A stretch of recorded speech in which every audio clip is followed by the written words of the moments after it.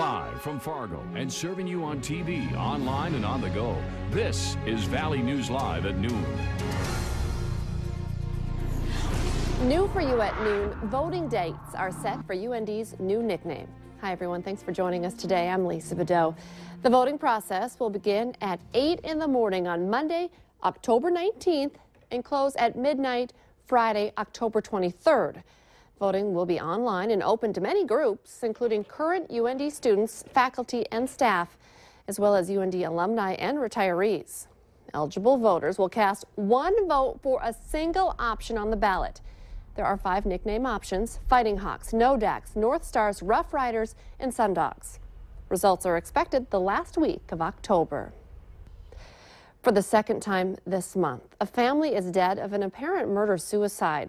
This time it happened in southeast South Dakota, and investigators believe the father was the killer. South Dakota authorities say Scott Westerhouse used a shotgun to kill his wife and 4 children. They say he then set the house on fire and killed himself. Firefighters were called to the home in Platte early last Thursday morning after a passerby spotted the flames. It was initially believed the family was killed by the fire.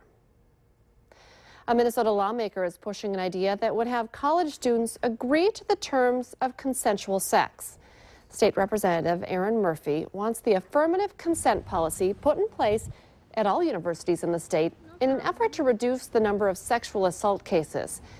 It wouldn't require a signed form from 2 consenting students, but rather would lay out what consent means by words or actions, and it could be taken back at any time.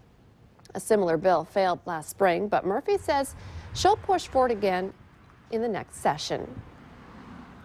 Yesterday, 90s. I was actually sitting by the pool. Today, feels like I need to put a sweater on. Let's check in with meteorologist Robert Hahn. A big change.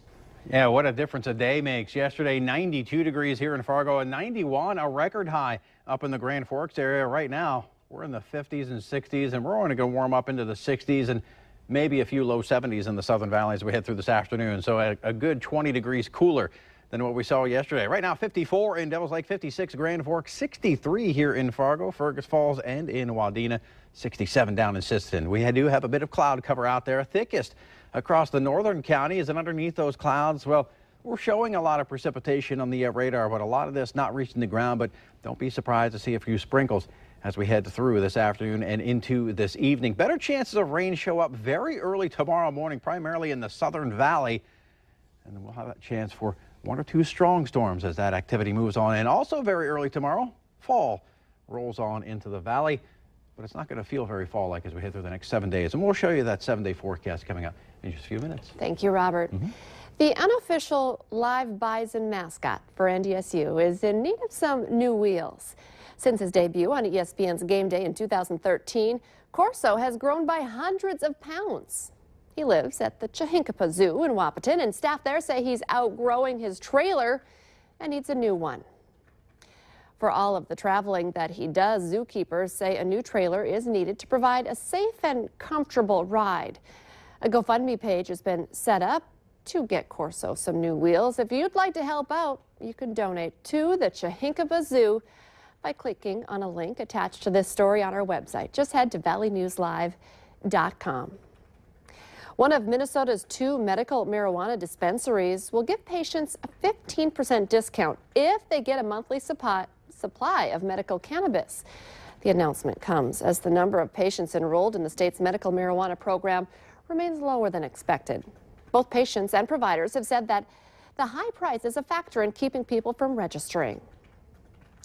Fargo police are asking for your help in identifying vehicles believed to be involved in 4 recent copper thefts at General Equipment. All 4 incidents may be related. The first picture that you saw was a maroon minivan. Police are also looking for this vehicle, a white Ford Econoline passenger van. It appears to have a modified or missing front bumper. We also have these pictures on our website. Just head to valleynewslive.com and take another look. New federal funds will help put more police officers on the streets in the Fargo-Moorhead area. West Fargo's share is $375,000, which will be used to hire 3 additional police officers. Fargo is getting $250,000 to hire an additional 2 officers.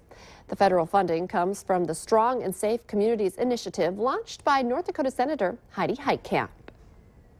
A local attorney is raising questions about the constitutionality of Moorhead's parking ordinance. Right now, Moorhead police issue tickets, and if people want to appeal, the police chief makes that decision.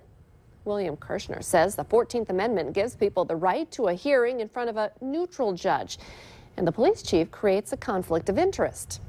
Moorhead City Attorney John Shockley says the city does not agree with the allegations, but is working to establish a new parking appeal system.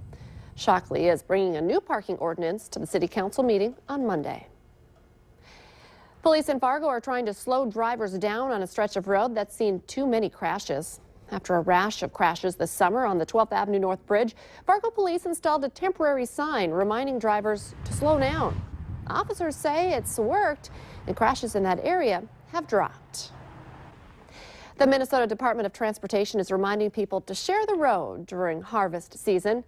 Over 400 crashes involved farm equipment vehicles on Minnesota roads between 2012 and 2014.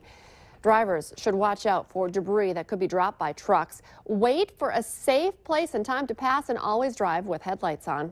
Now, if you're the one driving that farm equipment, remember to use lights and flashers to make equipment more visible. Use slow-moving vehicle emblems on equipment traveling less than 30 miles an hour, and consider using a follow vehicle, especially at night. Did you stay up late last night to catch Blind Joe?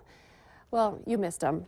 He's going to be on tonight. We're talking about the local singer that everybody's waiting to see on the NBC show, The Voice. Time simply ran out on the show's season premiere last night, so you didn't get to see Blind Joe. But part 2 is tonight, and his Facebook page says he will be on tonight. Joe Bommersbach is a blind singer-songwriter from the Fargo area and has quite a following here in the Valley. Tune in at 7 tonight on KVLY to see how he does on the national stage. Pope